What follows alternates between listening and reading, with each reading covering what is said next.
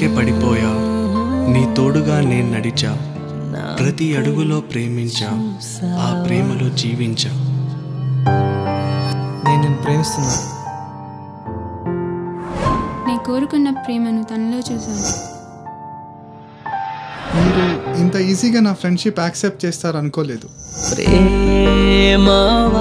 చెప్పాను కదా నా ఫోన్ చేస్తుందని ఫస్ట్ టైం ఇలాంటి అమ్మాయిని చూసాను రా నేను నచ్చేసింది ఒక మాటకే పడిపోయా